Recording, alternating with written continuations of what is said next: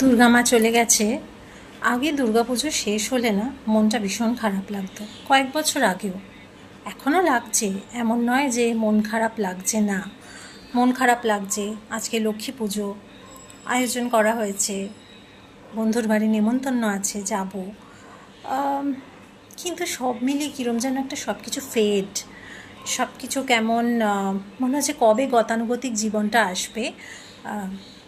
আগে back to life এই কথাটা যখন শুনতাম কারোর মুখে, উফ পুজো শেষ, ফেস্টিভ্যাল শেষ, ব্যাক টু লাইফ, কষ্ট হতো, ভয় লাগতো। এখন পুজো এলে ভয় লাগে, মনে হয় কবে কাটবে, কবে এই দৌড়ঝাঁপ এগুলো কাটবে, আবার কাজ শুরু করে দেব, আবার নিজের গতানুগতিক জীবন পালন করব। কারণ গতানুগতিক জীবনটাকে হয়তো এখন আর সেটাই হয়তো এনজয় করি, বা সেইভাবেই হয়তো মনটা অভ্যস্ত হয়ে গেছে।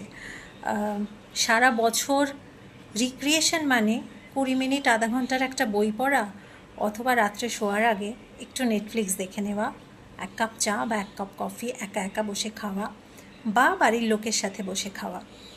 এর থেকে বেশি কিছু ভালো লাগে না। আর যারা বেশি কিছু করতে চায়, মন চায় তাদের সাথে বেরোই, তাদের সাথে আনন্দ করি, বাট মন থেকে সেই ভাবনাটা মানে আনন্দটা আর ফিল হয় না। কোথাও একটা সব কিছু কেমন মলিন হয়ে যাচ্ছে, ম্লান হয়ে যাচ্ছে। আগে দুর্গাপুজোর পর মায়ের কাছে যেতাম, আমার মায়ের বাড়ি, ওখান থেকে ফেরার সময়ে মনটা খুব খারাপ হতো।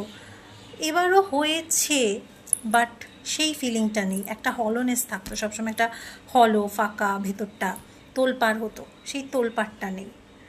জানি না এটা লাইফ আমাদের শিখিয়ে দিয়েছে না এটা বয়স শিখিয়ে দিয়েছে।